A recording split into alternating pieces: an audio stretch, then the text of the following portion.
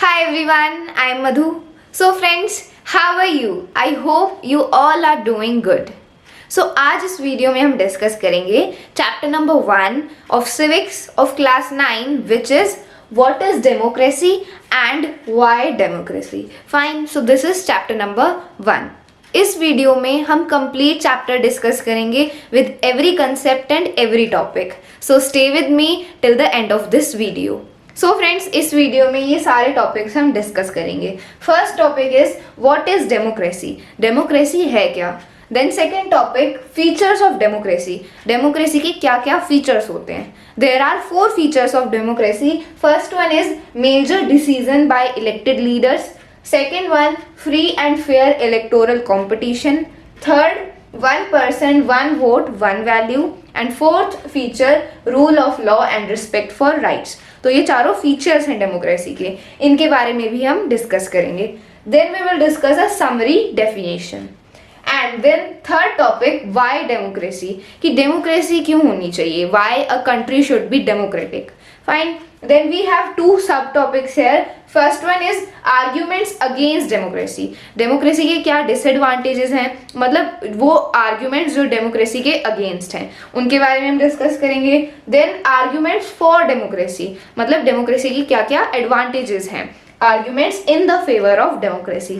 तो इन दोनों टॉपिक्स के बारे में भी हम डिस्कस करेंगे. And then the last topic broader meanings of democracy.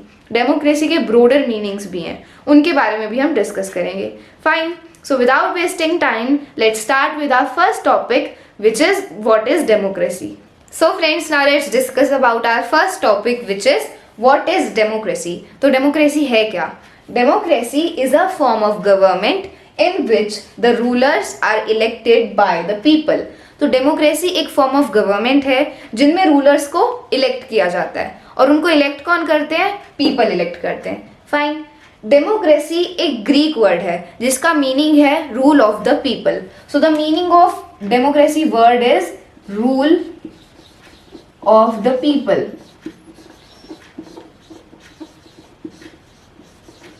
People का रूल, पीपल के इलेक्टेड लोगों का rule. Fine. This is the meaning of democracy. अब ये जो डेफिनेशन है डेमोक्रेसी की, इनमें ऐसे कुछ पॉइंट्स हैं जिन्हें हमें समझने की जरूरत है. जैसे democracy is a form of government. कौन सी फॉर्म ऑफ गवर्नमेंट, कैसी फॉर्म ऑफ गवर्नमेंट, तो ये एक क्वेश्चन है. Then in which the rulers, कौन से रूलर्स, वो कौन से रूलर्स होते हैं जिन्हें हम इलेक्ट करते हैं. सो ये क्वेश्चन है विच रूलर्स. फाइन. आर इलेक्टेड, कैसे इलेक्ट होते हैं, what is the election process. तो ये क्वेश्चन है. बाय द पीपल, कौन इलेक्ट करते हैं उन्हें, क्या सभी लोग इलेक्ट करते हैं रूलर्स को या फिर कुछ सिलेक्टेड लोग इलेक्ट करते हैं. सो इस डेफिनेशन में ऐसे कई पॉइंट्स हैं जिन्हें हमें समझने की जरूरत है, जो अपने आप में एक क्वेश्चन है. जैसे कौन से रूलर्स इलेक्ट होते हैं, कैसे इलेक्ट होते हैं, कौन उन्हें इलेक्ट करता है, और डेमोक्रेसी कौन सी फॉर्म ऑफ गवर्नमेंट है, मतलब कैसी फॉर्म ऑफ गवर्नमेंट है. फाइन. सो इन पॉइंट्स के बारे में भी हमें समझना है. इन पॉइंट्स के बारे में हम जब समझ पाएंगे जब हम फीचर्स ऑफ डेमोक्रेसी पढ़ेंगे. So now we will discuss about features of democracy and then these points will be clear to us. So I hope यहाँ से आपको डेमोक्रेसी की डेफिनेशन क्लियर है. Now let's discuss about our next topic which is features of democracy. So friends, now let's discuss about features of democracy. So जैसा कि मैंने आपको video की स्टार्टिंग में भी बताया था, there are 4 features of democracy. हर एक फीचर को हम 1 बाय 1 अंडरस्टैंड करेंगे, और हर एक फीचर को हम एक कंट्री के एग्जाम्पल से अंडरस्टैंड करेंगे. Fine. So let's start with the first feature of democracy. जो फर्स्ट फीचर ऑफ डेमोक्रेसी है उसको हम पाकिस्तान के एग्जाम्पल से अंडरस्टैंड करेंगे. We will see what were the condition in Pakistan and then we will discuss the first feature. Fine. So heading क्या है, major decision by elected leaders. So let's see what were the conditions in Pakistan.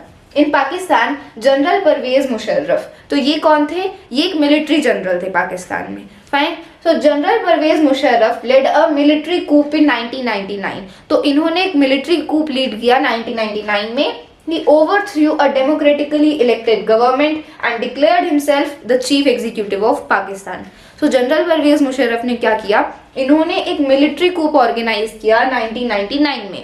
अब military कूप क्या होता है, military कूप मतलब जब आप military की हेल्प से गवर्नमेंट को, इलेक्टेड गवर्नमेंट को रिमूव कर देते हो, ओवरथ्रू कर देते हो और अपने हैंड्स में सारी पावर ले लेते हो, उसको मिलिट्री कूप बोलते हैं। फाइन, तो जनरल परवेज मुशर्रफ ने क्या किया, ये मिलिट्री जनरल थे, इसीलिए इन्होंने मिलिट्री की हेल्प से वायलेंटली जो इलेक्टेड गवर्नमेंट थी पाकिस्तान में उसको रिमूव कर दिया, उसको ओवरथ्रू कर दिया और अपने हैंड्स में सारी पावर ले ली, अपने हैंड में कमांड ले ली पाकिस्तान की। फाइन, फिर उन्होंने मिलिट्री कूप की हेल्प से अपने हैंड में सारी पावर ली, डेमोक्रेटिकली इलेक्टेड जो गवर्नमेंट थी उसको ओवरथ्रू कर दिया and declare himself the chief executive of Pakistan, और खुद को उन्होंने चीफ एग्जीक्यूटिव डिक्लेयर कर दिया पाकिस्तान का।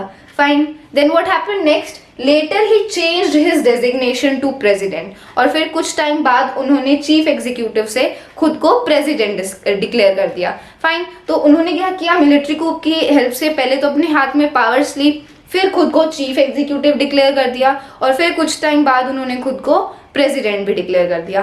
Fine, then in 2002 he held a referendum in the country that granted him a 5-year extension। तो अब रेफरेंडम क्या होता है, रेफरेंडम मतलब किसी भी पॉलिटिकल इशू पे, किसी भी पॉलिटिकल क्वेश्चन में जब आप कंट्री में वोटिंग करवाते हो, फाइन, और उसका आंसर यस या फिर नो होता है, उसको रेफरेंडम बोलते हैं। किसी भी पॉलिटिकल इशू, किसी भी पॉलिटिकल क्वेश्चन में जब वोटिंग होती है और उसका जो रिजल्ट आता है वो यस या फिर नो में आता है, उसको रेफरेंडम बोलते हैं। फाइन, तो जनरल परवेज मुशर्रफ ने पाकिस्तान में एक रेफरेंडम कंडक्ट करवाया।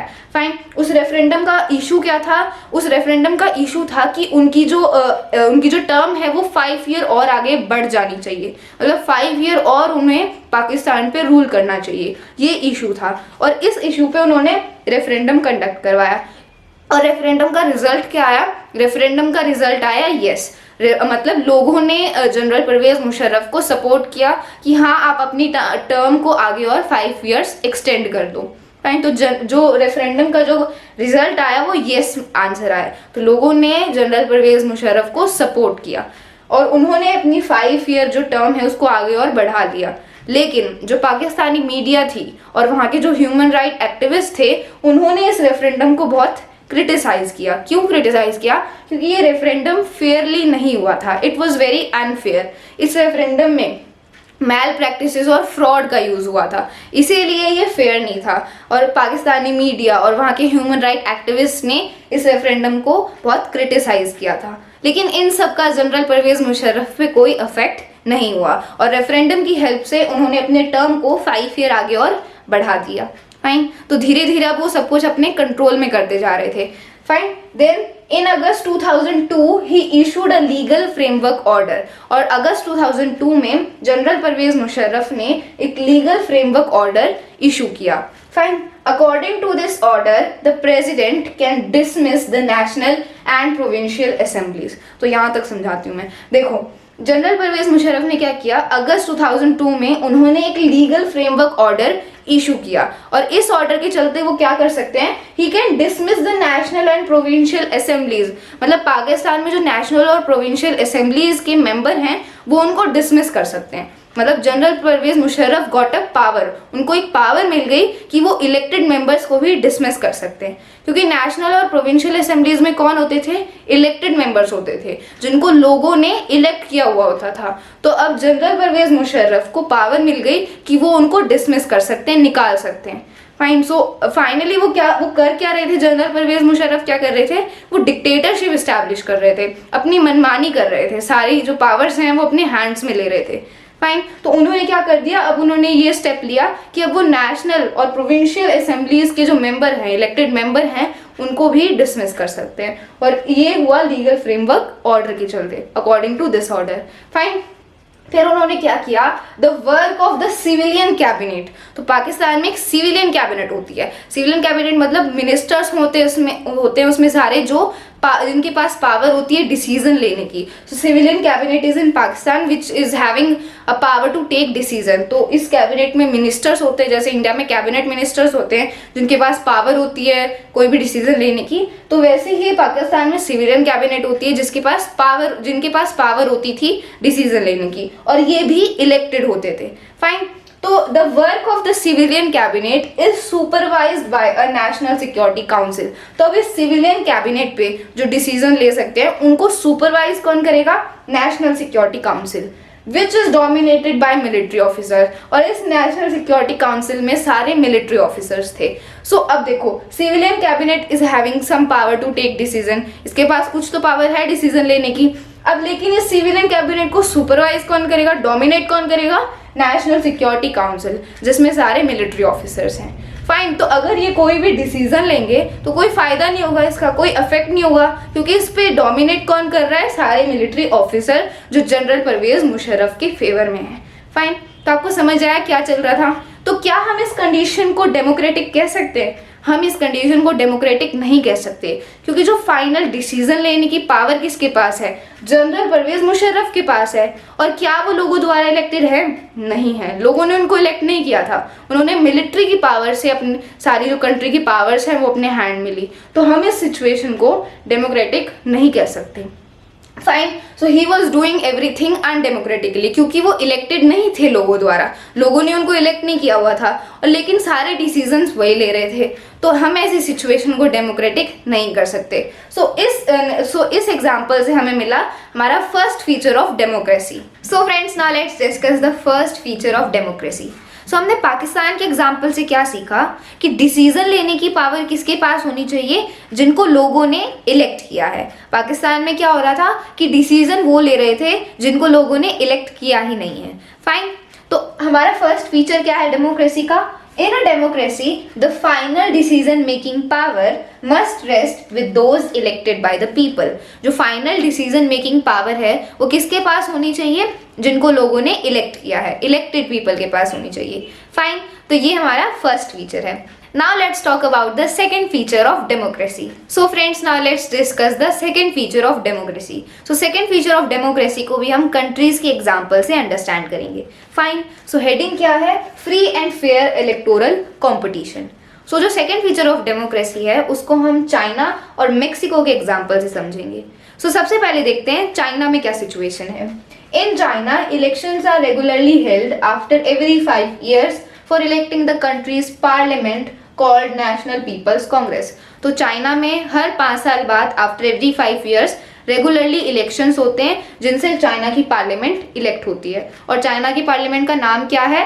National People's Congress. तो 5 years बाद वहाँ इलेक्शन होते हैं जिसकी हेल्प से चाइना की पार्लियामेंट इलेक्ट होती है, जिसका नाम है National People's Congress. Then it has nearly 3000 members elected from all over the China.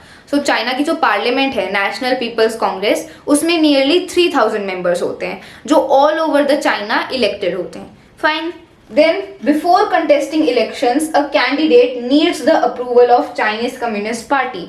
तो अगर किसी भी कैंडिडेट को इलेक्शन लड़ना है, किसी को भी इलेक्शन लड़ना है चाइना में, तो उनको सबसे पहले चाइनीज कम्युनिस्ट पार्टी का अप्रूवल चाहिए, सैंक्शन चाहिए। फाइन, तो इसका क्या मतलब है? जिसको भी इलेक्शन लड़ने, जिस भी कैंडिडेट को इलेक्शन लड़ने हैं, सबसे पहले उन्हें चाइनीज कम्युनिस्ट पार्टी का सैंक्शन चाहिए, अप्रूवल चाहिए। और जिन लोगों को चाइनीज कम्युनिस्ट पार्टी अप्रूव करेगी, सैंक्शन करेगी, वही इलेक्शंस लड़ेंगे। फाइन, फिर वही इलेक्शंस लड़ेंगे और इलेक्शंस लड़के फिर वो पार्लियामेंट में जाएंगे और उन्हीं की गवर्नमेंट बनेगी। इसीलिए चाइना में हमेशा चाइनीज कम्युनिस्ट पार्टी की ही गवर्नमेंट बनती है, क्योंकि किसी को भी अगर इलेक्शंस लड़ने हैं तो सबसे पहले तो चाइनीज कम्युनिस्ट पार्टी का अप्रूवल चाहिए। जिनको चाइनीज कम्युनिस्ट पार्टी अप्रूव करेगी वही इलेक्शंस लड़ेंगे। फाइन, वो इलेक्शंस लड़ेंगे तो उनमें से कुछ पार्लियामेंट में जाएंगे और फिर उनकी गवर्नमेंट बनेगी। इसीलिए चाइना में हमेशा चाइनीज कम्युनिस्ट पार्टी की ही गवर्नमेंट बनती है। तो इसको हम फेयर इलेक्शंस नहीं कह सकते। फेयर इलेक्शंस क्यों नहीं कह सकते? क्योंकि और कोई ऑप्शन नहीं है लोगों के पास, सिर्फ एक ही पार्टी है चाइनीज कम्युनिस्ट पार्टी, जिसको लोगों को वोट करना पड़ता है। फाइन, और कोई पॉलिटिकल पार्टी नहीं है और कोई ऑप्शन नहीं है जिसको लोग वोट कर सके, इसीलिए फेयर इलेक्शन नहीं है, क्योंकि इसमें ऑप्शन नहीं है। फाइन, तो ये हो गई चाइना की बात। अब हम मेक्सिको के बारे में डिस्कस करते हैं। Mexico holds election after every 6 years to elect its president. तो मेक्सिको में हर 6 साल बाद इलेक्शंस होते हैं जिनमें वो अपने प्रेसिडेंट को इलेक्ट करते हैं। Fine, until 2000 every election was won by a party called PRI, institutional revolutionary party. तो 2000 तक सारे इलेक्शन एक ही पार्टी जीत रही थी, PRI पार्टी, जिसका फुल फॉर्म है इंस्टीट्यूशनल रेवोल्यूशनरी पार्टी। तो ऐसा क्या कर रही थी ये पार्टी की सारे इलेक्शंस यही जीत रही थी। So the PRI was known to use many dirty tricks to win the elections. तो जो PRI पार्टी थी वो कुछ गलत तरीकों का इस्तेमाल करती थी इलेक्शन जीतने के लिए। It was known to use many dirty tricks to win the elections. तो ऐसे कौन से गलत तरीके थे जो PRI पार्टी यूज करती थी इलेक्शन जीतने के लिए? सबसे पहला है कि जो भी गवर्नमेंट के एम्प्लॉयज़ होते थे, मेक्सिको में जो भी गवर्नमेंट एम्प्लॉयज़ होते थे उनको PRI पार्टी की मीटिंग अटेंड करनी पड़ती थी। ये कंपलसरी था, तो सबको पार्टी की मीटिंग अटेंड करनी पड़ती थी। सेकेंड रीज़न, जो टीचर्स होती थी गवर्नमेंट स्कूल की, वो पेरेंट्स को फोर्स करती थी कि आप PRI पार्टी को वोट करो। तो दूसरा रीज़न ये हो गया। तीसरा रीजन, मीडिया। जो मीडिया थी वो ऑपोजिशन पार्टी को क्रिटिसाइज करती रहती थी और PRI पार्टी को अप्रिशिएट करती रहती थी। देखो, चाइना में तो कोई दूसरी पार्टी का ऑप्शन ही नहीं था, लेकिन मेक्सिको में दूसरी पार्टी थी, अपोजिशन पार्टीज भी थी, दूसरी पॉलिटिकल पार्टीज भी थी, लेकिन जो मीडिया थी वो अपोजिशन पार्टीज को क्रिटिसाइज करती रहती थी और PRI पार्टी को ही अप्रिशिएट करती रहती थी। फाइन। फोर्थ रीजन हो गया कि जो PRI पार्टी थी वो रैलीज में और कैंपेन्स में बहुत पैसा खर्च करती थी, बहुत मनी स्पेंड करती थी। फाइन। सो ये कुछ गलत तरीके हैं जिनका PRI पार्टी यूज करती थी और इलेक्शंस जीतती थी। फाइन। तो अगर जो दूसरी अपोजिशन पार्टी थी वो जीत ही नहीं सकती थी, क्योंकि PRI पार्टी हमेशा जीत जाती थी by using many dirty tricks, many wrong veg. Fine. Unjust तरीके से, अनफेयर तरीके से हमेशा जीत जाती थी। फाइन। तो ये दोनों केसेस में फ्री एंड फेयर इलेक्शंस नहीं हो रहे हैं, क्योंकि चाइना में तो देखो ऑप्शंस ही नहीं है, कोई दूसरी और पार्टी है ही नहीं, और मेक्सिको में ऑप्शंस हैं, दूसरी पॉलिटिकल पार्टीज हैं, लेकिन वो जीत नहीं सकती हैं क्योंकि PRI पार्टी कुछ गलत तरीकों का इस्तेमाल करती थी इलेक्शन जीतने के लिए। फाइन। तो ये फ्री एंड फेयर इलेक्शन नहीं है। सो फ्रेंड्स, चाइना और मेक्सिको के एग्जाम्पल से हमें मिलता है हमारा second feature of democracy, which is a democracy must be based on free and fair election where those currently in power have a fair chance of losing.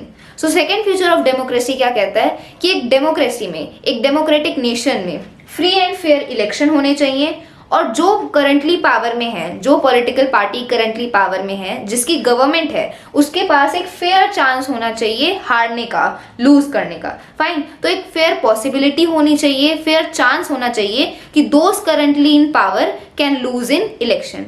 Fine. और free and fair election होने चाहिए। तो ये कहता है second feature of democracy. So I hope यहाँ तक आपको क्लियर है। Now let's discuss the third feature of democracy. So friends, now let's discuss the third feature of democracy. So third feature of democracy को हम Saudi Arabia, Estonia और Fiji के example से understand करेंगे। So heading क्या है? One person, one vote, one value. So सबसे पहले हम देखते हैं कि सऊदी अरेबिया में क्या सिचुएशन थी। Until 2015, in Saudi Arabia, women did not have the right to vote. So 2015 तक सऊदी अरेबिया में वुमेन के पास राइट टू वोट नहीं होता था, वो वोट नहीं कर सकती थी। Fine. Estonia has made its citizenship rules in such a way that people belonging to Russian minority find it difficult to get the right to vote. So Estonia ने अपने citizenship rules ऐसे बना रखे थे कि जो रशियन माइनॉरिटी रहती थी इस्टोनिया में, माइनॉरिटी क्या होता है? वो लोग जिनकी पॉपुलेशन कम होती है किसी भी कंट्री में, वर्ड से ही पता लग रहा है माइनॉरिटी, माइनर, जिनकी पॉपुलेशन कम होती है। फाइन। सो इस्टोनिया में जो रशियन माइनॉरिटी रहती थी उनको राइट टू वोट मिलना बहुत डिफिकल्ट होता था, मुश्किल होता था, क्योंकि इस्टोनिया ने अपने सिटीजनशिप रूल्स ही ऐसे बना रखे थे कि जो रशियन माइनॉरिटी थी उनको राइट टू वोट मिलना बहुत डिफिकल्ट था। फाइन। फिजी। सो फिजी एक आइलैंड कंट्री है। Fine. In Fiji the electoral system, election का जो सिस्टम होता है उसको इलेक्टोरल सिस्टम बोलते हैं। Electoral system is such that the vote of an indigenous Fiji has more value than that of an Indian Fijian. तो Fiji में क्या है कि जो इंडिजीनियस फिजी हैं उनके वोट की वैल्यू ज़्यादा है इंडियन फिजियन के वोट की वैल्यू से। सो इंडिजीनियस फिजी कौन है? जो फिजी से बिलोंग करते हैं, जो उसी कंट्री के हैं, वहाँ के हैं, उनको इंडिजीनियस फिजी बोलेंगे। और इंडियन फिजियन कौन है? जो इंडिया से फिजी में रहते हैं, फिजी में गए हैं और वहाँ रहते हैं, उनको इंडियन फिजियन बोलेंगे। सो इंडियन फिजियन की जो वोट की वैल्यू है it is less than indigenous Fiji. Fine. So ये हमने तीनों कंट्रीज की सिचुएशन पढ़ी। सऊदी अरेबिया में 2015 तक वुमेन के पास कोई राइट टू वोट नहीं था। इस्टोनिया में रशियन माइनॉरिटी के पास राइट टू वोट नहीं है। और फिजी में इंडियन फिजियन की वोट की वैल्यू कम है as compare to the indigenous Fiji. So क्या हम इन कंट्रीज को डेमोक्रेटिक बोल सकते हैं? नहीं बोल सकते हैं। फाइन। सो इन तीनों एग्जाम्पल से हमें मिलता है हमारा third feature of democracy. So friends, now let's discuss the third feature of democracy. So third feature of democracy क्या है? In a democracy, each adult citizen must have one vote and each vote must have one value. तो एक democratic nation में, एक democracy में हर एक adult citizen के पास right to vote होना चाहिए, वोट करने का अधिकार होना चाहिए। अडल्ट सिटीजन कौन होते हैं? जिनकी एज 18 या फिर अबव 18 है। Fine, they are adult citizen. तो उन सबके पास राइट टू वोट होना चाहिए, वोट करने का अधिकार होना चाहिए और हर एक वोट की वैल्यू भी एक होनी चाहिए। ऐसा नहीं कि किसी की वोट की वैल्यू ज़्यादा है, किसी की वोट की वैल्यू कम है। सभी के वोट्स की वैल्यू इक्वल होनी चाहिए, एक होनी चाहिए। फाइन, तो ये है थर्ड फीचर ऑफ डेमोक्रेसी। तो अभी जो हमने एग्जांपल्स देखे सऊदी अरेबिया में, इस्टोनिया में, फिजी में, तो वहाँ पे ये फीचर मिसिंग था, फेल हो रहा था। क्योंकि देखो, सऊदी अरेबिया में वुमेन के पास राइट टू वोट नहीं था, इस्टोनिया में रशियन माइनॉरिटी के पास राइट टू वोट नहीं था और फिजी में इंडियन फिजियन की वोट की वैल्यू कम थी। फाइन, तो इन तीनों एग्जाम्पल से हमें मिला हमारा third feature of democracy. I hope this feature is clear to you. Now let's discuss the fourth feature of democracy. So friends, now let's discuss the fourth feature of democracy. So fourth feature of democracy को हम Zimbabwe के example से understand करेंगे। सो heading क्या है? Rule of law and respect for rights. So सबसे पहले हम डिस्कस करेंगे कि जिम्बाब्वे में क्या सिचुएशन थी। Zimbabwe attained independence from white minority rule in 1980. 1980 में जिम्बाब्वे कंट्री इंडिपेंडेंट हुआ वाइट माइनॉरिटी रूल से। Since then the country has been ruled by ZANU-PF party which led the freedom struggle. Its leader Robert Mugabe ruled the country since independence. So जब से Zimbabwe independent हुआ है तब से एक ही party rule कर रही थी, ZANU-PF पार्टी, जिनके लीडर थे रॉबर्ट मुगाबे। सो ZANU-PF पार्टी का सबसे ज़्यादा कंट्रीब्यूशन था जिम्बाब्वे को इंडिपेंडेंट करवाने में। ZANU-PF पार्टी ने फ्रीडम स्ट्रगल को लीड किया था जिम्बाब्वे में। तो ये पार्टी पॉपुलर बहुत थी जिम्बाब्वे में बिकॉज इनका सबसे ज़्यादा कंट्रीब्यूशन था। फाइन, इसीलिए ZANU-PF पार्टी इलेक्शन भी जीत गई because they were very popular. यहाँ तक समझ आया? Then elections were held regularly and always won by ZANU-PF पार्टी। President Mugabe was popular but also used unfair practices in elections. देखो, इलेक्शन रेगुलरली होते थे लेकिन हमेशा इलेक्शन में ZANU-PF पार्टी ही जीतती थी। प्रेसिडेंट मुगाबे, ZANU-PF जो पार्टी थी वो पॉपुलर तो थी लेकिन कुछ अनफेयर प्रैक्टिसेस का भी यूज करती थी इलेक्शन जीतने के लिए, कुछ गलत तरीकों का भी इस्तेमाल करती थी इलेक्शन जीतने के लिए। फाइन, कौन से गलत तरीके? जैसे रॉबर्ट मुगाबे कॉन्स्टिट्यूशन को बार बार अमेंड करते रहते थे अपनी पावर को बढ़ाने के लिए। Robert Mugabe amended the constitution again and again for increasing his powers.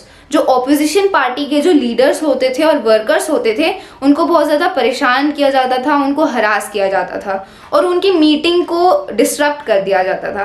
Fine, जो पब्लिक प्रोटेस्ट और डेमोन्स्ट्रेशंस होते थे उन सबको इलीगल डिक्लेयर कर दिया। जितने भी पब्लिक प्रोटेस्ट होंगे गवर्नमेंट के अगेंस्ट और जितनी भी डेमोन्स्ट्रेशंस होंगी उन सबको इलीगल डिक्लेयर कर दिया। और जो मीडिया थी, टेलीविजन एंड रेडियो, वो सब गवर्नमेंट के कंट्रोल में कर ली गई। फाइन, सो जो मीडिया थी वो ऑपोजिशन को क्रिटिसाइज करती रहती थी और ZANU-PF पार्टी को ही अप्रिशिएट करती रहती थी। और जो कोर्ट होती थी, कोर्ट जब गवर्नमेंट के अगेंस्ट जजमेंट देती थी तो उस जजमेंट को इग्नोर कर देती थी ZANU-PF पार्टी और जजेस को प्रेशराइज करती थी, हैरास करती थी। फाइन, सो ऐसे कुछ गलत तरीके हैं जिनका ZANU-PF पार्टी यूज करती थी इलेक्शन जीतने के लिए। लेकिन फाइनली 2017 में रॉबर्ट मुगाबे और उनकी पार्टी को रिजाइन करना पड़ा। फाइन, सो क्या हम ऐसी कंट्री को डेमोक्रेटिक कह सकते हैं? नहीं कह सकते। फाइन, सो इस एग्जाम्पल से मिला हमें हमारा fourth feature of democracy. So friends, हमने जिम्बाब्वे के एग्जाम्पल से क्या सीखा कि a popular government can be undemocratic. एक पॉपुलर पॉलिटिकल पार्टी, एक फेमस पॉलिटिकल पार्टी अनडेमोक्रेटिक हो सकती है। ऐसा ज़रूरी नहीं है कि अगर कोई फेमस पॉलिटिकल पार्टी है वो डेमोक्रेटिक ही होगी, they can be undemocratic as well, जैसा कि हमने जिम्बाब्वे के केस में पढ़ा। Fine, so what is the fourth feature of democracy? Fourth feature of democracy है a democratic government rules within limits set by constitutional laws and citizens right. तो constitution में जो लॉ है उनके limits के अंदर रह के गवर्नमेंट को रूल करना होता है, डिसीजन लेने होते हैं। ऐसा नहीं कि अगर किसी पॉलिटिकल पार्टी की गवर्नमेंट बन गई है तो वो कोई भी डिसीजन लेंगे और अपनी मनमानी करेंगे। उनके लिए एक लिमिट होती है जिस लिमिट के अंदर रह के उनको रूल करना होता है और डिसीजन लेने होते हैं। Fine.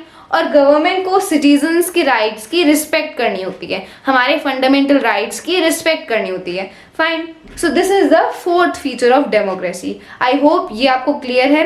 Now let's discuss about a summary definition, जिसमें हम चारों फीचर्स को समराइज करेंगे। सो friends, now let's discuss a summary definition.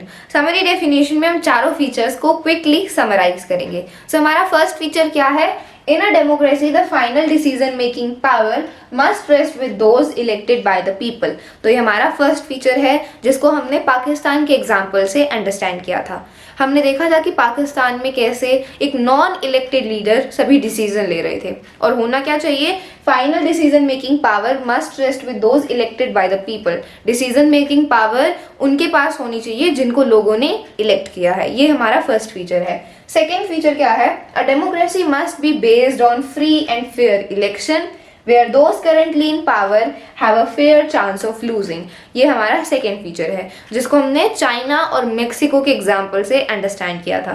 China में फ्री एंड फेयर इलेक्शन नहीं होते हैं क्योंकि और कोई ऑपोजिशन पॉलिटिकल पार्टी है नहीं, और मेक्सिको में जो PRI पार्टी थी वो कुछ गलत तरीकों का इस्तेमाल करती थी इलेक्शन जीतने के लिए, तो ये फ्री एंड फेयर इलेक्शन नहीं हुए। एक डेमोक्रेसी में फ्री एंड फेयर इलेक्शन होनी चाहिए और जो करंटली पावर में है उनके पास एक फेयर चांस होना चाहिए कि वो अगली बार इलेक्शन में हार जाए, लूज हो। Fine. So this was the second feature. Third feature क्या है? In a democracy each adult citizen must have one vote and each vote must have one value. तो ये हमारा थर्ड फीचर है जिसको हमने सऊदी अरेबिया, इस्टोनिया और Fiji के एग्जाम्पल से अंडरस्टैंड किया था। हमने देखा था कि कैसे सऊदी अरेबिया में वुमेन के पास राइट टू वोट नहीं होता था 2015 तक, और इस्टोनिया में रशियन माइनॉरिटी के पास राइट टू वोट नहीं है, और फिजी में इंडियन फिजियन की वोट की वैल्यू कम है इंडिजीनियस फिजी से। फाइन। सो क्या होना चाहिए कि हर एक अडल्ट सिटीजन के पास एक वोट होना चाहिए और सभी वोट की वैल्यू एक होनी चाहिए, सेम होनी चाहिए। फाइन। ये हमारा थर्ड फीचर है। Fourth feature, a democratic government rules within limits set by constitutional law and citizens right. तो ये हमारा फोर्थ फीचर है जिसको हमने जिम्बाब्वे के एग्जाम्पल से अंडरस्टैंड किया था। हमने देखा था कि जिम्बाब्वे में कैसे एक पॉपुलर गवर्नमेंट अनडेमोक्रेटिकली रूल कर रही थी। फाइन। इसीलिए एक डेमोक्रेटिक गवर्नमेंट को लिमिट में रूल करना होता है और सिटीजन्स के राइट्स की रिस्पेक्ट करनी होती है। तो ये हमारे चारों फीचर्स थे। I hope all the features are clear to you. Now let's discuss about our third topic of this chapter, which is why democracy. तो why democracy topic में we will discuss about the disadvantages of democracy and advantages of democracy. Democracy के disadvantages भी हैं, advantages भी हैं। कुछ arguments democracy के against हैं और कुछ arguments democracy के favor में हैं। So first let's discuss arguments against democracy. So friends, now let's discuss about our topic why democracy. सो अभी तक हमने क्या क्या पढ़ा? अभी तक हमने पढ़ा कि डेमोक्रेसी क्या होती है, डेमोक्रेसी के क्या क्या फीचर्स होते हैं, और हर एक फीचर को हमने कंट्रीज के एग्जाम्पल से अंडरस्टैंड किया, और फिर हमने एक समरी डेफिनेशन पढ़ी जिसमें हमने चारों फीचर्स को समराइज किया। तो अब हम पढ़ेंगे वाई डेमोक्रेसी। डेमोक्रेसी क्यों होनी चाहिए? Why a country should be democratic. तो इस टॉपिक में हम डेमोक्रेसी के डिसएडवांटेजेस और एडवांटेजेस पढ़ेंगे, demerits and merits of democracy. So सबसे पहले हम देखेंगे डिसएडवांटेजेस ऑफ डेमोक्रेसी, मतलब आर्ग्यूमेंट्स अगेंस्ट डेमोक्रेसी, कुछ आर्ग्यूमेंट्स जो डेमोक्रेसी के अगेंस्ट हैं। So first is leaders keep changing in a democracy, this leads to instability. अब डेमोक्रेसी में क्या है? जो गवर्नमेंट है वो लोगों द्वारा इलेक्टेड होती है, लोग अपनी गवर्नमेंट को, अपने रिप्रेजेंटेटिव्स को इलेक्ट करते हैं, और वो जो गवर्नमेंट होती है वो एक पीरियड ऑफ टाइम के लिए कंट्री पे रूल करती है। तो गवर्नमेंट बदलती रहती है, लीडर्स बदलते रहते हैं, लीडर्स चेंज होते रहते हैं, इसीलिए एक डेमोक्रेटिक गवर्नमेंट थोड़ी इनस्टेबल होती है, स्टेबिलिटी कम होती है, क्योंकि लीडर्स चेंज होते रहते हैं, उनके जो डिसीजन होते हैं वो भी अलग अलग होते हैं, डिफरेंट होते हैं, इसीलिए government is instable. A democratic government is a little instable, क्योंकि लीडर्स चेंज होते हैं, बार बार उनके डिसीजंस डिफरेंट होते हैं, चेंज होते हैं, इसीलिए गवर्नमेंट थोड़ी इनस्टेबल होती है। Then Democracy is all about political competition and power play. There is no scope for morality. So democracy क्या है? हर पॉलिटिकल पार्टी का, हर पॉलिटिशियन का एक ही मोटिव होता है कि वो कैसे ना कैसे इलेक्शन जीत जाए, कैसे ना कैसे उन्हें वोट मिल जाए. Fine. So democracy is all about political competition. सारी पॉलिटिकल पार्टीज वो एक दूसरे में कंपटीशन करती रहती हैं. उन्हें इलेक्शन जीतने से मतलब होता है they try all possible means of getting votes of the people.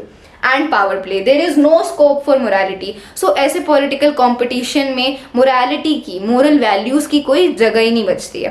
Fine. Then so many people have to be consulted in a democracy that it leads to delay. अब एक डेमोक्रेसी में क्या है, बहुत सारे रिप्रेजेंटेटिव्स होते हैं, इलेक्टेड रिप्रेजेंटेटिव्स होते हैं और हर एक का ओपिनियन मैटर करता है. सो कोई भी डिसीजन लेने से पहले बहुत सारे लोगों से कंसल्ट करना पड़ता है. इसीलिए कोई भी डिसीजन लेने में डिले हो जाता है, लेट हो जाता है. अब देखो डिक्टेटरशिप, जो डिक्टेरियल फॉर्म ऑफ गवर्नमेंट होती है या मोनार्कियल फॉर्म ऑफ गवर्नमेंट होती है, उसमें क्या होता है कि एक ही पर्सन के पास सारी पावर्स होती हैं, एक ही पर्सन सारे डिसीजन लेता है. सो उसको किसी से पूछने की जरूरत नहीं होती है. जैसे मोनार्कियल फॉर्म ऑफ गवर्नमेंट में एक किंग होता है और वही सारे डिसीजन लेता है, तो उसको किसी से पूछने की जरूरत नहीं होती है. लेकिन डेमोक्रेसी में क्या होता है, बहुत सारे लोगों से कंसल्ट करना पड़ता है, बहुत सारे लोगों से अप्रूवल लेना होता है. इसीलिए कोई भी डिसीजन लेने में डिले हो जाता है, लेट हो जाता है. Fine. Then elected leaders do not know the best interest of the people. It leads to bad decision. जो हमारे इलेक्टेड रिप्रेजेंटेटिव्स होते हैं, इलेक्टेड लीडर्स होते हैं, उनको लोगों का, ऑर्डिनरी पीपल का बेस्ट इंटरेस्ट पता नहीं होता है. हम क्या चाहते हैं उसके बारे में उन्हें पता नहीं होता है. इसीलिए कभी कभार वो गलत डिसीजन ले लेते हैं. They take bad decision. Fine. तो ऐसे भी कई केसेस होते हैं. Then democracy leads to corruption for it is based on electoral competition. जैसे कि मैंने आपको ये पहले बता ही दिया कि सारे पॉलिटिकल पार्टीज का एक ही मोटिव होता है, एक ही एजेंडा होता है कि उन्हें इलेक्शन जीतने से मतलब होता है, वोट गेन करने से मतलब होता है. इसीलिए करप्शन भी इंक्रीज होता है. वोट गेन करने के लिए वो पैसों से खरीद लेते हैं वोट को, लोगों को ब्राइब कर लेते हैं. इसीलिए डेमोक्रेटिक फॉर्म ऑफ गवर्नमेंट में जो पॉलिटिकल पार्टीज हैं वो करप्शन उसकी वजह से इंक्रीज हो जाता है, करप्ट हो जाते हैं पॉलिटिकल लीडर्स वोट गेन करने के लिए, इलेक्शन जीतने के लिए. फाइन. तो एक डिसएडवांटेज ये हो गया. Then ordinary people don't know what is good for them. They should not decide anything. जो ऑर्डिनरी पीपल हैं, मतलब जो लेस एजुकेटेड पीपल हैं, उनको इतना आइडिया नहीं होता है, उनको अपने राइट्स के बारे में पता नहीं होता है, उनको इतना आइडिया नहीं होता है कि उनके लिए क्या सही है क्या गलत है. इसीलिए जो ऑर्डिनरी पीपल जो डिसीजन लेते हैं, ये ज़रूरी नहीं है कि उनके डिसीजन हमेशा सही होंगे. कभी कभार वो गलत डिसीजन भी ले लेते हैं क्योंकि उन्हें इतना आइडिया नहीं होता है कि उनके लिए क्या सही है क्या गलत है, what is good for them and what is wrong for them. Fine. It is just an argument. So friends, ये सब पढ़े हमने disadvantages of a democracy. So इन सब से हम क्या कंक्लूड कर सकते हैं कि democracy is not a magical solution to all the problems. Democracy हर एक प्रॉब्लम के लिए सोल्यूशन नहीं है. अब देखो, हम डेमोक्रेटिक हैं, हमारा कंट्री डेमोक्रेटिक है, लेकिन फिर भी हमारे कंट्री में कितनी ज्यादा पॉवर्टी है. So many people are below the poverty line. हमारे कंट्री में कितना ज्यादा करप्शन है. There is a lot of corruption in our country. Democratic होने के बाद भी हमारी कंट्री में कितनी सारी प्रॉब्लम्स हैं. तो हम ये नहीं कह सकते कि democracy is a solution to all the problems. Democracy is not a magical solution to all the problems. Democracy बस इतना इंश्योर करता है कि लोग अपने डिसीजन खुद ले रहे हैं. अब लोगों के डिसीजन सही होंगे इसकी कोई गारंटी नहीं है. Fine. So these were the arguments against democracy. अब डेमोक्रेसी के एडवांटेजेस भी हैं, मेरिट्स भी हैं. So now let's discuss arguments for democracy. So friends, now let's discuss about arguments for democracy, advantages of democracy. So सबसे पहली argument है a democratic government is a better government because it is a more accountable form of government. So इस advantage को हम India और China के example से understand करेंगे. सो 1958 से 1961 तक चाइना में एक फैमीन आया था. फैमीन क्या होता है? भूखमरी, अकाल पड़ना, फूड की शॉर्टेज होना. फाइन. तो चाइना में एक फैमीन आया था और ये फैमीन इंडिया में भी आया था. और उस टाइम इंडिया और चाइना की इकोनॉमिक कंडीशन लगभग सेम थी. लेकिन इस फैमिन की वजह से चाइना में 3 करोड़ लोगों की डेथ हो गई थी, 30 लाख लोगों की डेथ हो गई थी. जबकि इंडिया में कंडीशन इतनी बुरी नहीं हुई थी, इतने ज़्यादा लोगों की डेथ नहीं हुई थी जितना चाइना में हुई थी। सो कुछ इकोनॉमिस्ट का मानना है कि ऐसा इसीलिए हुआ क्योंकि इंडिया में डेमोक्रेटिक फॉर्म ऑफ गवर्नमेंट थी और चाइना में डेमोक्रेटिक फॉर्म ऑफ गवर्नमेंट नहीं थी, इसीलिए वहाँ पे इतनी नंबर ऑफ डेथ्स हुई। जो इंडियन गवर्नमेंट थी, वी वर डेमोक्रेटिक, इसीलिए जो इंडियन गवर्नमेंट थी उसको फूड शॉर्टेज को रिस्पॉन्ड करना पड़ा, लोगों की प्रॉब्लम को सॉल्व करना पड़ा, इसीलिए फैमिन का इम्पैक्ट ज़्यादा बड़ा नहीं हुआ इंडिया में। जबकि चाइना में non democratic form of government थी, इसलिए वहाँ के जो लीडर्स थे उन्होंने फूड शॉर्टेज को रिस्पॉन्ड नहीं किया, लोगों की प्रॉब्लम की तरफ ध्यान नहीं दिया, इसीलिए इतने नंबर ऑफ डेथ्स हुई चाइना में। फाइन। सो इससे हमें क्या पता लगता है कि एक डेमोक्रेटिक गवर्नमेंट को लोगों की प्रॉब्लम को सुनना पड़ता है, लोगों की प्रॉब्लम को सॉल्व करना पड़ता है, नहीं तो हम उनको उनकी पोजीशन से रिमूव कर सकते हैं, हटा सकते हैं। जबकि डिक्टेटरशिप्स और मोनार्कीज में ऐसा नहीं होता है। जो लीडर होते हैं और मोनार्क्स होते हैं, कंप्लीटली उनकी विश पे डिपेंड करता है कि उनको पीपल की प्रॉब्लम को सॉल्व करना है या नहीं करना है, कंप्लीटली ये उनकी विश पे डिपेंड करता है। लेकिन एक डेमोक्रेटिक फॉर्म ऑफ गवर्नमेंट में गवर्नमेंट को लोगों की प्रॉब्लम को रिस्पॉन्ड करना ही पड़ता है, ये उनकी मजबूरी होती है, नहीं तो हम उनको उनकी पोजीशन से रिमूव कर सकते हैं। फाइन। तो इससे हमें क्या पता लगता है कि democratic form of government is a more accountable form of government. एक democratic form of government accountable होती है, रिस्पॉन्सिबल होती है लोगों के लिए। फाइन। सो ये था हमारा पहला advantage. Then democracy improves the quality of decision making. Democracy में डिसीजन मेकिंग की क्वालिटी इम्प्रूव हो जाती है। सो जैसा कि हमने आर्ग्यूमेंट्स अगेंस्ट डेमोक्रेसी पढ़ा था, उसमें हमने एक आर्ग्यूमेंट पढ़ा था कि डेमोक्रेसी में बहुत सारे लोगों से कंसल्ट करना पड़ता है, इसीलिए डिसीजन लेने में डिले हो जाता है, लेट हो जाता है। सो इसी का अब एक एडवांटेज भी है। अगर डेमोक्रेसी में बहुत सारे लोगों से कंसल्ट करना पड़ता है, बहुत सारे लोगों के ओपिनियंस लेने पड़ते हैं, इससे डिसीजन मेकिंग की जो क्वालिटी है वो इम्प्रूव होती है। क्योंकि जितने ज़्यादा नंबर ऑफ लोग किसी भी डिसीजन को लेने में इन्वॉल्व होंगे, जितने ज़्यादा नंबर ऑफ ओपिनियंस होंगे, उतना ही डिसीजन वो राइट होगा, इतना ही वो डिसीजन अप्रोप्रिएट होगा, इररिस्पॉन्सिबल कम होगा। इसीलिए जब हम ज़्यादा लोगों से कंसल्ट करते हैं, ज़्यादा नंबर ऑफ पीपल इन्वॉल्व होते हैं किसी भी डिसीजन को लेने में, तो चांसेस हैं कि वो डिसीजन सही होगा, अप्रोप्रिएट होगा। इसीलिए the democracy improves the quality of decision making. Fine. तो ये था हमारा दूसरा advantage. Then democracy provides a method to deal with differences and conflicts. अब फॉर एग्जांपल इंडिया, हमारे कंट्री में कितनी ज़्यादा डाइवर्सिटी है, diversity in religion, diversity in caste, diversity in language, तो इतनी सारी our country is a very diverse country, बहुत ज़्यादा डाइवर्सिटी है। तो लोगों की थिंकिंग में भी डाइवर्सिटी है, लोगों के व्यूज़ अलग अलग हैं, ओपिनियंस अलग अलग हैं, माइंडसेट अलग अलग हैं। तो अगर अब लोगों के व्यूज़ अलग अलग होंगे, ओपिनियंस अलग होंगे, तो कॉन्फ्लिक्ट्स भी होंगे, डिफरेंसेस भी होंगे और लड़ाई भी होंगी। तो इन सब का एक पीसफुल सोल्यूशन क्या है? इन सब का पीसफुल सोल्यूशन है डेमोक्रेसी। फाइन। क्योंकि अब देखो, डिफरेंट व्यूज़ वाले लोग हैं कंट्री में, डिफरेंट ओपिनियंस वाले लोग हैं, तो उनके बीच में कॉन्फ्लिक्ट्स होना नॉर्मल बात है। इसीलिए सबका सोल्यूशन क्या है? डेमोक्रेसी। क्योंकि डेमोक्रेसी में कोई भी परमानेंट विनर नहीं होता है और कोई भी परमानेंट लूजर नहीं होता है। हर बार इलेक्शन में गवर्नमेंट चेंज होती है। Fine. So government mostly changes in election, तो कोई भी परमानेंट विनर नहीं हुआ और कोई भी परमानेंट लूजर नहीं होगा। फाइन। तो डेमोक्रेसी ही है जो हमारे कंट्री को यूनाइटेड बनाए हुए है। Fine. So democracy is the solution to all the problems, to all the differences and conflicts in the country. Fine. Then democracy enhances the dignity of citizen. तो अब सिटीजन्स की डिग्निटी को enhance करती है democracy. कैसे? Democracy की वजह से सभी सिटीजन्स को पॉलिटिकल इक्वालिटी मिलती है। अब जैसे हमारे कंट्री में अडल्ट, जितने भी अडल्ट सिटीजन हैं, सबके पास राइट टू वोट है, irrespective of their class, irrespective of their caste, irrespective of their religion, social condition और इकोनॉमिक कंडीशन, सबके पास राइट टू वोट है। हर एक अडल्ट सिटीजन के पास राइट टू वोट है। तो ये पॉलिटिकल इक्वालिटी है। फाइन। तो अब हर एक सिटीजन का रोल है गवर्नमेंट की फॉर्मेशन में। हर एक अडल्ट सिटीजन के पास राइट टू वोट है, तो अब हर एक अडल्ट सिटीजन का रोल है in the formation of the government. So इससे क्या होता है? इससे सिटीजन्स की डिग्निटी इन्हांस होती है, इम्प्रूव होती है, क्योंकि हर एक सिटीजन का रोल होता है गवर्नमेंट को इलेक्ट करने में। Fine. Then democracy is better than other forms of government because it allows us to correct its own mistakes. तो डेमोक्रेसी और दूसरी फॉर्म्स ऑफ गवर्नमेंट से बेटर है क्योंकि डेमोक्रेसी में हम अपनी खुद की मिस्टेक्स को करेक्ट कर सकते हैं. कैसे?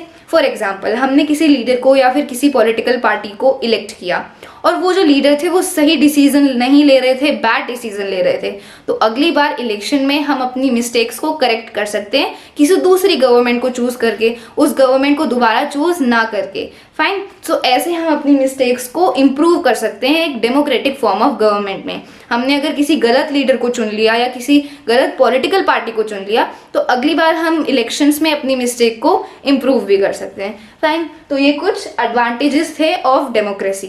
सो फ्रेंड्स, हमने आर्ग्यूमेंट्स अगेंस्ट डेमोक्रेसी और आर्ग्यूमेंट्स फॉर डेमोक्रेसी दोनों पढ़े. We have discussed about disadvantages and advantages of democracy. तो हम क्या कंक्लूड कर सकते हैं? हम कंक्लूड कर सकते हैं कि democracy is not a magical solution to all the problems. Democracy हर एक प्रॉब्लम के लिए सोल्यूशन नहीं है, लेकिन democracy is the best option, is the best alternative that we know. और जो दूसरी फॉर्म्स ऑफ गवर्नमेंट है उनमें से बेस्ट ऑप्शन डेमोक्रेसी है. बिकॉज डेमोक्रेसी इतना इंश्योर करता है कि लोग अपने डिसीजन खुद ले रहे हैं. People make their own decision. And this is the best thing about democracy, that people are making their own decision. Fine. इसीलिए डेमोक्रेसी को best form of government consider किया जाता है. फाइन. तो आई होप आपको ये टॉपिक क्लियर है, Y democracy, जिसमें हमने डेमोक्रेसी के एडवांटेजेस एंड डिसएडवांटेजेस पढ़े. Now let's discuss the last topic of this chapter, which is broader meanings of democracy. So friends, now let's discuss the last topic of this chapter, which is broader meanings of democracy. So हम citizens अपने representatives को क्यों elect करते हैं? Why do we elect our leaders और why do we elect our representatives? क्योंकि हम citizens के पास टाइम नहीं है, डिज़ायर नहीं है या फिर स्किल नहीं है डिसीजन मेकिंग प्रोसेस में पार्ट लेने के लिए. We citizens do not have the time, do not have the desire और skills to take part in all the decision. इसीलिए हम अपने रिप्रेजेंटेटिव्स को, हम अपने लीडर्स को इलेक्ट करते हैं और वो हमारे बिहाफ पे डिसीजन लेते हैं. Fine. That's why we follow representative democracy, जहाँ पे हम अपने रिप्रेजेंटेटिव को इलेक्ट करेंगे और वो हमारे बिहाफ पे डिसीजन लेंगे. Fine. No country is a perfect democracy. कोई भी कंट्री परफेक्ट डेमोक्रेसी नहीं है. बिकॉज जो हमने फीचर्स ऑफ डेमोक्रेसी पढ़े थे, they were the minimum requirement for a democratic country. एक परफेक्ट डेमोक्रेसी होने के लिए एक कंट्री को अपनी सभी प्रॉब्लम्स को ख़त्म करना होगा, जैसे poverty, corruption, etcetera. Then that country will be called a perfect democracy. That's why no country is a perfect democracy. Fine. Democracy can apply to many spheres of life. Democracy सिर्फ government तक ही limited नहीं है. It can apply to many spheres of life. एक democratic family भी हो सकती है. अगर आपकी फैमिली में कोई भी डिसीजन लेने से पहले सभी मेंबर बैठ के आपस में डिस्कस करते हैं और सभी की ओपिनियंस कंसीडर किए जाते हैं, then that will be a democratic family. तो डेमोक्रेसी सिर्फ गवर्नमेंट तक ही लिमिटेड नहीं है, it is having broader meanings also. Fine.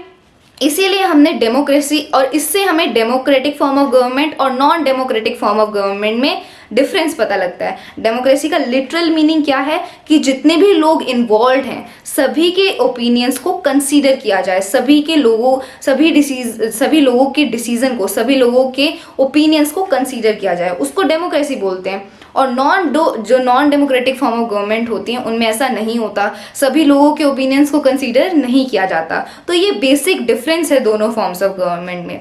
Democratic form of government में जितने भी लोग हैं सभी के ओपिनियंस मैटर करते हैं, कंसीडर किए जाते हैं, और जबकि non democratic form of government में ऐसा नहीं होता. Fine. So this was our chapter, what is democracy and why democracy. I hope you have understood this chapter and enjoyed this video. So friends, I will be coming back with some more new topics of class 8 and class 9. Till then, that's it. And if you find our videos helpful and informative, subscribe to our channel and press the bell icon. So that's all for this video. Thank you.